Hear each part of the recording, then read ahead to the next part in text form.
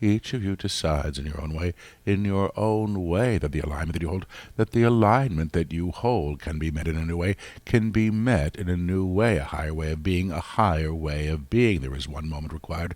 There is one moment required, and one moment only, to make a new agreement, The past, have you known it? That the past, as you have known it, is not eradicated as much as reknown and in the reknowing of it, and in the reknowing of it, how you perceive yourself, how you perceive yourself, how you perceive your world, how you perceive your world is indeed made new.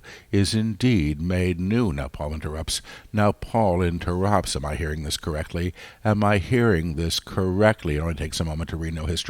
It only takes a moment to reknow history. That is absolutely correct. Many of you think that what you are required to do is look through all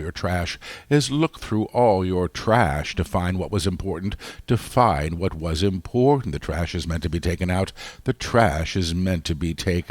Not picked through for evidence, of your issues, to make a new decision. That the past is indeed the past, requires several things, that you stopped anointing the past, that you stop anointing the past with the enormous power it has been given in culture, with the enormous power it has been given in your culture, that you stop agreeing to the past, as present as the present moment, and as present as the moment sit in, as the moment you sit in, that you stop saying to the past, come along for the ride, inform the day I am in, and bring your anguish with you, or your uncertainty with you, or your demand to be known as you should be known, or your demand to be known the way you say you should be known with you, in the moment you decide. That the past can be the past, you recognize the present, and its opportunities for change, Now, when we teach through Paul, we teach to those present, either in the room or in the text, wherever they may join us, This is not a lecture for the text. We are putting Paul at ease now. He was concerned by an interruption that means nothing to us. He was concerned by an interruption that means nothing to us. We are privileged to be working with you. Each and every one of you. And this is always an opportunity. To understand something new. Now, your ideas of the past. Must be seen, are what must be seen and understood now, who you thought you were, comprehended him or herself, through a landscape of event, and the requirements of those events, that were instructive, the one who was afraid to go to school, studied at home, learned lessons of solitude, the one who is gregarious, learn lessons of pleasure and fellowship, Neither lesson is wrong or right, better than the next. There's only two ways of being expressed. They are simply two ways of being expressed. But the challenge is, because you comprehend yourself through your history, you challenge the present moment. To be informed through the lens of history, who you say you should be. Is as much your idea as who you have been, than anything else. Do you understand the concept? Who you say you are, Who you say you are is dependent on ideals from history, is dependent upon ideals from history. And because they are from history, and because they are from history, and you mandate them into the present moment, and you mandate them into the present moment, you challenge yourself to have a clear vision, to have a clear vision of what is before you, and you cannot. And you cannot, the woman who has been divorced. The woman who has been divorced, that arrives at the party as the divorcee, is claiming her history in every interchange, is claiming her history in every interchange. The young man who looks for love, who longs for one that he say he can never find, claims his lack at every encounter with a young girl, claims his lack at every encounter with a young girl. In all ways, you end up presupposing outcome. Through these exchanges that are in agreement to an occurrence, or an incident in history. Now he wants to contradict our teaching already. Well, this is a wrong-minded teaching. If there is a trauma in childhood, it may be confirming itself in the present day. And what if the one doing this is unconscious of the cause, He is not looking through the garbage to find it. He is playing upon it. He is playing upon it without even knowing it. How is this one free of history? Who doesn't even see how he's being controlled by it? Who doesn't even see how he is being controlled by it? What a wonderful question. We'll give you the answer. We will give you the answer. It really doesn't matter. It really doesn't matter. Do you understand that, Paul? At a certain level, the evidence of history, which will always be seen through the lens of the small self, only matters as you give it credence. You are not denying the trauma. You are moving beyond it. In the understanding of the name karma, that the name trauma claims in agreement to sadness, or distortion of vibration, at this juncture in this teaching. We're actually inviting you to move beyond. We are actually inviting you to move beyond what has been hidden, what has been concealed, and has been brought to the light, for healing. Once something has been brought to the light, is deactivated. It is deactivated in many ways. Imagine a secret you are ashamed of. The hiding of the secret. Takes great effort. It actually informs the truth of other things. Imagine the dead body. In the guest room. Is beginning to stink up the house. You can't really pretend it's not there. And your dinner guests may take a whiff. Of what's upstairs. And ask to go home before the first course is served. The first course is served. Each of you says yes. To what you see, to what you claim, If you are no longer hiding something, it can be cleaned. You have an extra room upstairs. That can do other things. But how's your secret? This is an important part of the process. This is an important part of the process, because you will not divest history, by ignoring it, by claiming the light, but by claiming it in the light, in a higher agreement. Now back to your question about unconscious trauma. We said it didn't matter. Because if it didn't matter, it would actually not be informing things. The opportunity will always be opportunity.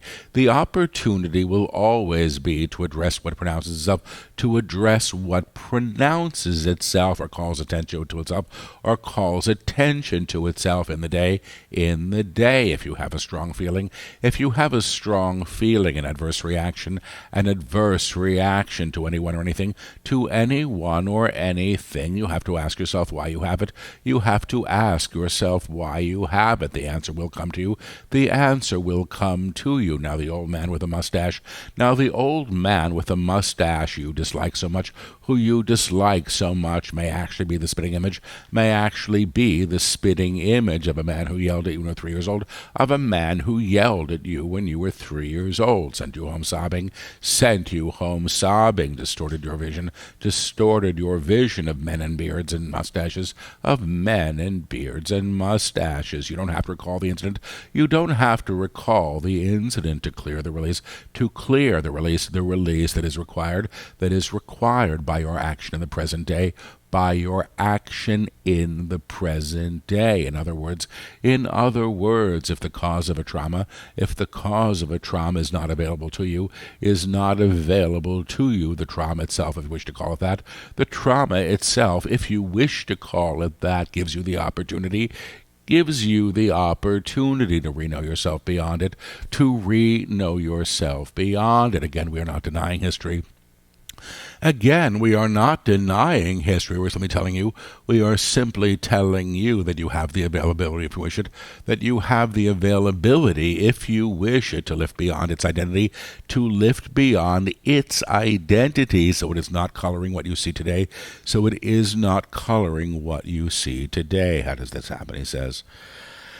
How does this happen? He says, again in the upper room, which is where you may know yourself in present time, In other words, the artifacts of history. Are not with you in the upper room, They have no place there. Again, you go downstairs. To the memory of the incident, to the creation of the problem. You are not bypassing. Or ignoring. You have lifted beyond it. Not in denial of what happened, but in agreement that perhaps it did. But it need not color your experience anymore. Do you understand the teaching? Yes. Do you understand the teaching? Yes. Now this is opportunity for some of you. to lift beyond what you've claimed, to lift beyond what you have claimed or known yourself in history through, my mother's temper, my father's punishment, my sister's rivalry, those things that I believed made me who I am, made me who I am. In the upper room, there is no sibling rivalry. No angry parent. It doesn't express there. These things may be renown. And lifted to the upper room, which is how you are moved beyond them. An example, please, he says. He said. Imagine your father had a temper. At the end of the day at work. He burst through the front door. Mother busied herself in the kitchen. The kids played quietly in their rooms. The potential for an outburst was always present. Everybody tiptoes around the house. So everybody tiptoes around the house. You have claimed that in your physical life. Every time a door bursts open, you are challenged to brace yourself. Anybody who comes to you with a temper, must be managed, because you can't withstand an outburst. You can call this trauma, yes. It would be an accurate assessment assessment. It would be an accurate assessment. What would happen when you were young? But what happened when you were young is informing who you are today, is informing who you are today, and actually coloring relationships, and actually coloring relationships that have no need for them, that have no need for them. How you manage this? How you manage this in the upper room? In the upper room is as follows. Return to the idea of the memory. Return to the idea of the memory of the man in the doorway, of the man in the doorway. Your mother's fear, tiptoeing to the bedroom to play quietly, tiptoeing to the bedroom to play quietly. Go to the memory and neutralize it, and by this we mean take away the meaning that you have invested in the memory, that you have invested in the memory. Angry father, frightened mother, managing child. They simply are beings in an interaction, when they're no longer infused, when they are no longer infused with the memory and emotion of meaning, with the memory and emotion of meaning, you can lift it to the upper room. You can't lift to the upper room what you demand be as it was, Do you understand this? Do you understand this? Angry father will never be lifted to the upper room, Frightened mother neither, nor your physical response to the man in the doorway, and your need to tiptoe from the room, How this is healed? Is through re-knowing, and the re-knowing simply done. And the re-knowing simply done is divesting meaning from memory. Do you understand this? The man himself may be lifted to the upper room, The child running from the room, may be lifted to the upper room, Mother in the kitchen as well, as long as you're not demanding they be what they were, they be what they were, which actually calcifies memory, and mandates its outcome, in the present moment. This is how a history can be healed. When the entirety is lifted, to what we call the upper room, it may be reknown. It may be reknown as of source. You will not lift anything to the upper room. You will not lift anything to the upper room that you have put outside of God, Do you understand this? Do you understand that? To reknow anything as of God? To reknow anything as of God is what allows for the lifting of it, It's a crucial understanding here. I want to remedy that bad politician. I will bring him to the upper room. I will bring him to the upper room where he gets a good lesson in kindness, His manipulation is manipulation, a decision of what outcome should be, and a decision of what outcome should be. The realization of the man that you would call evil or wicked or wrong, The realization of the man, as of God, is what will lift him, to his true nature, which will express in the upper room, and also liberate you, from the attachment you have given him, through wrong-mindedness, or memory, yes, but I can take a moment now if you wish. So we would like you to take a moment now, if you wish, and choose a memory, of any kind, It can be from this week or 10 years past. It can be from this week, 10 years past, or 10 years past, or 50 if you prefer, Go to the memory of which. Go to the memory if you wish. See it for what it was as the small self experienced it, as the small self experienced it. A frightening thing, a thing that would make one furious, a thing that would make one furious. Go to the memory itself. Go to the memory itself, and then release the significators for it, and then release the significators for it. Who was present, how they should be felt about, how they should be felt about, what you would do in their presence, what you would do in their presence to keep yourself safe, all of the meaning that you have ascribed to the memory, is claiming your present view of yourself, is claiming your present view of yourself and what you see before you in others, and what you see before you in others. So to re-know the memory, is to release the ideas attached to it, and gift it with a neutrality, and gift it with a neutrality, without bias. It is of God. It is of God simply because it is. Do you understand this? Do you understand this? Nothing is outside of God. Nothing is outside of God except which you place there. To re-know anything in God. So to re-know anything in God is to give it permission to transform, Once this has been done, you may claim it in the upper room. I lift this memory. This idea of what was, and all involved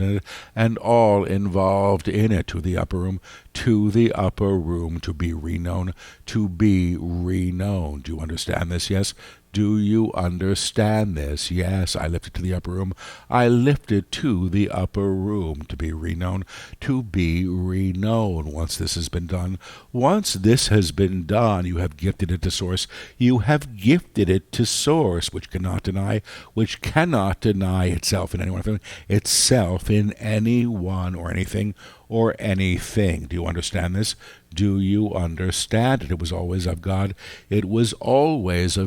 But your perception of it, has claimed you in agreement to a fear, or a pattern you wish to release, When anybody says those words to me, I get very angry. Would be based upon memory. If the memory isn't available to you, you can go to the present situation.